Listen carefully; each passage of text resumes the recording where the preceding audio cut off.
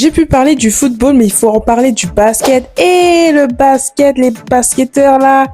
Il ne faut pas oublier que certains basketteurs ont donné leur vie à Jésus-Christ. T'imagines, ces basketteurs. Ah, tu vas même potentiellement être étonné. Moi, je pense que même pas du tout. Mais les filles, on n'est pas là pour chercher notre pain là. On est là pour évangéliser. Et c'est parti. Quelques pas de danse là. C'est parti, mes chouchous, à la crème pour la vidéo.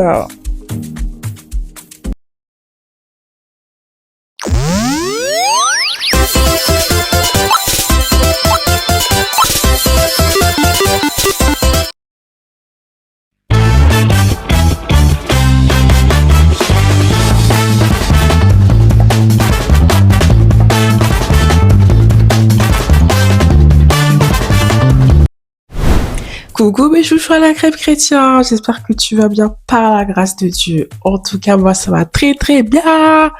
On se retrouve pour le basket. Je suis désolée. En vrai, on fait pas un petit débat. Vous pensez quoi? Vous préférez largement le basket ou le football? Et si t'as pas vu ma vidéo sur le football, je t'invite à regarder ces footballeurs, ces 8 footballeurs. Là, on va présenter les basketteurs dans la NBA qui sont potentiellement connus ou vieux. Vous allez voir. En vrai de vrai, c'est notre génération. Je pense que vous allez kiffer. En plus de ça, les filles, potentiellement, vous allez retrouver votre pain. Pizza de Riri. Mais ici, on n'est pas là pour ça. On est là pour glorifier Dieu. Vous connaissez la chanson, non? Sur ce, on va commencer à présenter les 8 célébrités dans la NBA. Et c'est parti. Et nous allons commencer par Michael B. Jordan. Oula! Monsieur, monsieur, mets-toi à côté. Tu n'es pas avec nous. Oh, Michael Jordan. Mais je suis bête ou quoi, en fait? Et dinguerie. Viens, c'est pas grave. Viens. Viens, c'est pas grave. Viens. Même si les filles, je sais que Michael B. Jordan, il est très très beau. Mais là, on n'est pas là pour ça. On est là pour présenter Michael Jordan. Michael Jordan, il est né dans une famille chrétienne. Et j'avais même pas d'idée. Michael Jordan, il est né dans une famille chrétienne. Et en plus de ça, il pratiquait sa religion avec sa famille. Il allait à l'église avant qu'il soit connu, pas forcément. Voilà. Et quand, à partir du moment, il est connu, mais guys, c'est l'enfer pour lui. C'est-à-dire que quand il va aller à l'église, en plus de ça, il est baptisé. Hein. Il était baptisé petit, etc. Et là, genre, quand il va à l'église, genre, on va pas considérer comme une personne normale. On va considérer que c'est une légende. Dit légende, si mes baskets là, vous voyez mes baskets? Et tout ça, c'est par un interview où il se dit, il n'arrivait pas à aller à l'église, carrément, parce que les gens vont le considérer comme une légende du basket. Pas simplement une personne normale qui va simplement à l'église comme tout le monde. C'est une dinguerie. Pardon. Mais en tout cas, il est baptisé, il est en Christ, on t'aime. Parce que regarde, t'as vu ma paire de baskets là? Merci d'avoir créé des magnifiques paires. Merci aux clients fidèles. Merci aux clients fidèles. Merci aux clients fidèles.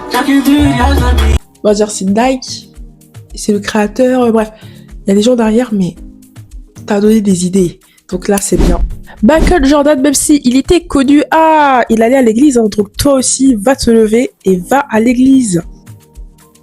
Là, nous passons à un basketteur NBA. C'est parti, deuxième personne. Je pense que tu connais derrière ton écran Tony Parker. Si tu connais pas, c'est un basketteur français, voilà, professionnel, vous connaissez, t'as capté. Il est né dans une famille catholique où il était baptisé né catholique. Et puis, l'amour, c'est beau. Il s'est marié avec son ex-femme anglaise devant l'église catholique. Voilà. C'est pas beau ça? Une demande de mariage? C'est... On ne pleure pas. On ne pleure pas. C'est interdit de pleurer. Interdit. Si tu pleures, c'est trop grave. Ce qui m'a tellement choqué, c'est que Tony Parker, genre, lui, est un lover. Non mais là, c'est une dinguerie. Il a sorti des clips musicaux, genre, je sais quoi ça? Et surtout, balance toi là, ça là, pardon. Maintenant, comme c'est un ancien basketteur dans la NBA et c'est le meilleur, faut pas oublier, basketteur français. Et maintenant, il a lâché ça. C'est un entrepreneur. Reste dans ça. Voilà, faut pas faire la musique, clairement. Et il est très important de montrer qu'on a Dieu dans notre vie. Voilà, Valou. Et nous passons au troisième basketteur, notre chouchou là, notre papa et notre papou, Kevin Durant. Notre chouchou, notre papa. En tout cas, il a pratiqué sa religion, il a grandi dans un foyer chrétien, il allait à l'école en Christ, dans une école chrétienne. Et encore, il y a des événements où tout le monde se réunit, les coéquipiers, ils sont là à pratiquer, genre il est là dirigé à être là, à prier, il va être là à être avec ses coéquipiers, à prier. Vraiment, c'est quelque chose de très important de prier pour un match, début à la fin. Merci le Seigneur. Franchement, c'est bien. Et vraiment, il s'engage vraiment dans la religion chrétienne et je trouve ça très impactant dans notre vie en tant que chrétien de le faire. Donc, malgré son obstacle très compliqué dans le passé, il croit toujours en Dieu. C'est quelque chose de reconnaissant. Donc, on va passer au quatrième basketteur. Et c'est parti. Quand on entend basket, on parle de qui? LeBron James. Mais vrai. En fait, c'est une évidence. Lui, ce que j'aime bien, c'est que il dit clairement qui est son sauveur. Il dit Jésus-Christ. Clairement, il a tout gagné. Il a tout réussi. Vraiment, c'est bien.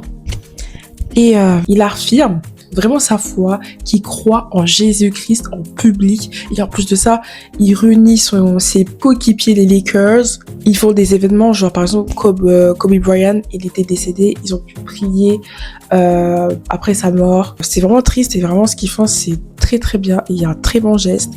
Et il n'a pas honte de parler un peu de sa foi. Voilà. En tout cas, il croit en Jésus-Christ, son sauveur unique. Si tu es chrétien, tu dois affirmer ta foi. De quel Dieu que tu parles? Jésus-Christ, c'est nous les chrétiens, on dit ça. Et on passe au cinquième basketteur. Allez, c'est parti. Évidemment, on va parler de Duke Brennan. J'espère que j'ai bien prononcé. Pourquoi? Tu parles anglais, toi? Of course, my dear. Happy birthday to the sunshine again. Donc lui, il prie chaque fois dans les matchs, avant, discrètement. Il lit la Bible vite fait avant les matchs. C'est quelque chose de très important. Et moi, je trouve que c'est un bon basketteur. Ah, il lit, il prie au Seigneur. Donc moi, je te conseillerais aussi dans des événements ou des examens de faire la même chose. Il faut toujours prier avant de passer. Comme lui, il le fait et je trouve ça très inspirant parce que les gens, ils négligent ça. Donc toi, fais comme lui là. Comme ce basketteur et néglige même pas la prière parce que la prière, ça t'aide. Et quand tu passes ton examen, n'hésite même pas à prier d'abord avant de passer. C'est quelque chose de très important. Allez, on passe à la sixième personnalité publique et c'est bientôt la fin et nous y est. Ok? Pardon. Boston, l'équipe là, dans le basket là, NBA, Boston, c'est pas fou, voilà, on va pas se mentir. Elle est folle. Elle est folle. En tout cas, Jason, il prie chaque fois avant les matchs. En plus de ça, vous allez voir ce que j'ai pu dire aussi sur lui. Malgré les critiques autour de cette équipe des Boston, il prie sans cesse. Même l'équipe, il prie et c'est très important de prier pour avoir une réussite. Plus de ça, nous passons sixième célébrité et nous y est. Anthony Edouard, le chouchou. Voilà. En vrai, on va dire les termes. En tout cas, moi j'aime beaucoup ce personnage. Voilà, il est cash, il est direct. Voilà, franchement, je vous conseillerais de regarder un peu le petit documentaire, voilà, qu'ils ont pu sortir sur Netflix. Moi, j'aime bien. Il s'affirme. Moi, j'aime bien ça. Qu'est-ce qu'il faut savoir sur lui, c'est que il a grandi dans la communauté chrétienne grâce à l'aide de sa grand-mère. Et maintenant, il pratique la religion, mais voilà, pas à fond, ce que j'ai compris. Et que avant de manger, il prie. Et même quand il y a des matchs, avant les matchs, il va prier. Ça, c'est bien, c'est intéressant. En tout cas, faut pas négliger la foi en Jésus-Christ. Moi, je vous dis, mes cocottes ou mes cocos, bon, malgré l'échec qu'on subit, il faut toujours croire en Seigneur. Et faut pas lâcher la foi en Jésus-Christ. Tu connais la chanson. Bon, on passe au suivant. Et c'est parti. Et les gars, je suis obligée de vous parler de Stéphane Curie. Pardon. Il a vécu dans une religion chrétienne depuis tout petit. Il allait tous les mercredis, dimanches, aller à l'église avec ses parents, sa famille. Il a tout ça un temps pour être sur son téléphone et aussi il faut avoir un temps pour Dieu. Donc, va à l'église ou lis la Bible aussi. Et let's go pour un autre player basketball. Mais par contre, lui, j'ai l'impression, c'est le chouchou des nanas. Mais c'est pas possible. J'en ai trop vu sa tête. Pardon, je suis fatiguée, je suis KO.